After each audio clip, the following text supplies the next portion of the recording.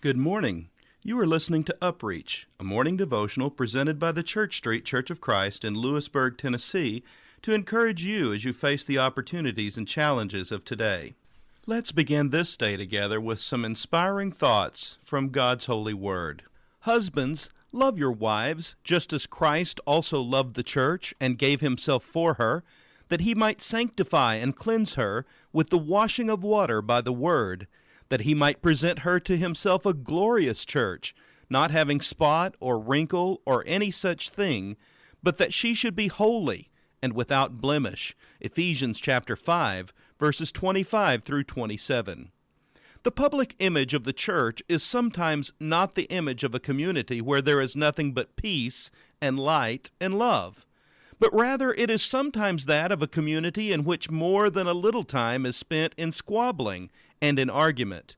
Now, the reasons for trouble in a congregation do not vary very much from place to place. First, there will be trouble because someone has not been given what he deems to be his proper place. In some way, he has been slighted. He should have received a certain honor, but he did not. His name should have appeared somewhere, and it did not. A true Christian has but one place. Jesus says it, and that is the place of a servant. See Mark chapter 10, verses 43 through 44. His place is where Jesus' place is, at the feet of others. See John chapter 13, verse 14. The minute people start worrying about their place, they stop being Christian. If we want to carve out a personal career and to achieve personal prominence, then we must understand that the church is not in the business of focusing on such things. Second, there will be trouble because someone has not been appropriately thanked. Someone's name has been accidentally omitted from the votes of thanks, and thus there will be trouble. Someone has given something or done something, and it has not been noted and publicly mentioned, and as a result, someone goes off in a huff. There is no place in the church for those who are in the work for their own sakes. The world is the place for such thinking. Finally, there will be trouble because someone said something about someone else, and that something reached the other person's ears, and it quite certainly did not reach them in the form in which it was said. Whispering tongues, as Coleridge says, can poison truth. They can disseminate a lie. They can destroy a friendship. They can murder a character and assassinate a reputation. They can sow suspicion and dissension. They can ruin unity, and they can break hearts. What crimes are committed by the talebearers? What about you today?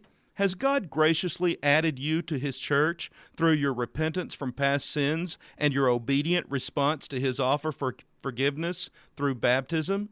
Do you value and carefully seek to protect the public image of the church by guarding your own personal behavior each day?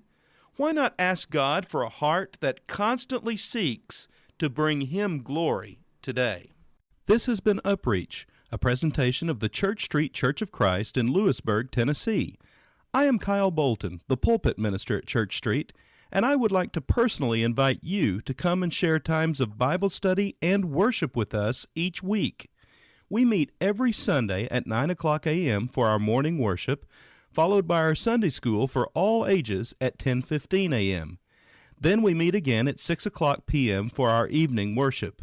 We also have a midweek meeting for devotion and Bible study on Wednesdays at 6:30 p.m. I hope to see you there. Have a blessed day.